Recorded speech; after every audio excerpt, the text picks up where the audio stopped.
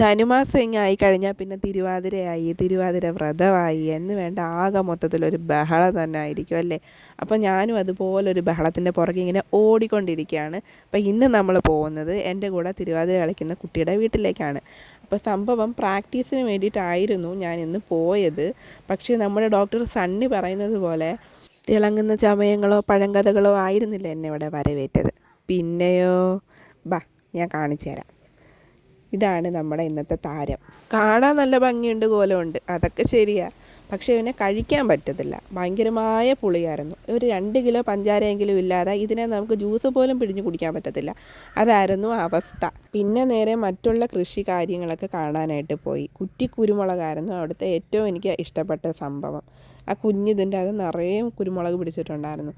പിന്നെ സാമ്പാർ വെണ്ടയ്ക്ക ഉണ്ടായിരുന്നു, പിന്നെ വെള്ളരിക്ക ഉണ്ടായിരുന്നു, പിന്നെ ലേഡീസ് കനകാമ്പരം ഉണ്ടായിരുന്നു. അതൊക്കെ നമ്മുടെ വീട്ടിലൊന്നും ഇപ്പോൾ കാണാൻ കൂടി നാട്ടിൽ തന്നെ കാണാനില്ല. ഉള്ള ആളുകളൊക്കെ ഭാഗ്യവാന്മാരെന്നേ പറയാൻ പറ്റും.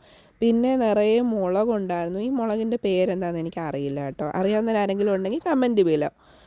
അപ്പോൾ ഇതൊക്കെയായിരുന്നു ആൻറ്റിയുടെ കൃഷി. അപ്പോൾ അതൊക്കെ കഴിഞ്ഞതിന് ശേഷം അവലീസ് മാവൊക്കെ കഴിച്ചിട്ട് ബോറടിക്കുന്നു എന്ന് പറഞ്ഞപ്പം താഴെ ഒരു കായലുണ്ട്. അപ്പോൾ കായൽ കാണാൻ പോകാമെന്ന് പറഞ്ഞു. അങ്ങനെ പിന്നെ നമ്മൾ പിള്ളേരൊക്കെ ആയിട്ട് കായലൊക്കെ കാണാൻ പോയി. അങ്ങനെ കായലൊക്കെ കണ്ടു. ഇപ്പം ഏകദേശം പ്രാക്ടീസും കാര്യങ്ങളുമൊക്കെ ഏത് ഗതിക്കായി എന്ന് നിങ്ങൾക്കൊരു ഏകദേശം ഒരു ഊഹം കിട്ടി കാണുമല്ലോ. അപ്പോൾ കായലൊക്കെ കണ്ടു. നല്ല ഒഴുക്കിനിങ്ങനെ കിടക്കുമായിരുന്നു, നല്ല ഭംഗിയായിരുന്നു. പിന്നെ അതിൻ്റെ കൂടെ തന്നെ ചീലാന്തിയുടെ മരം ഉണ്ടായിരുന്നു. അതൊരുപാട് നൊസ്റ്റു തരുന്നൊരു മരമാണ്. നിങ്ങളുടെ നാട്ടിലൊക്കെ എന്താ പറയുക, കമൻറ്റ് ബിലോ.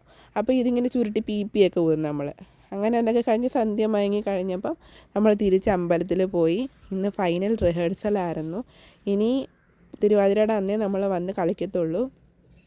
അപ്പോൾ ഇത്രയൊക്കെ ഉള്ളൂ എൻ്റെ പ്രാക്ടീസ് വിശേഷങ്ങൾ. അപ്പോൾ tata bye bye, see U.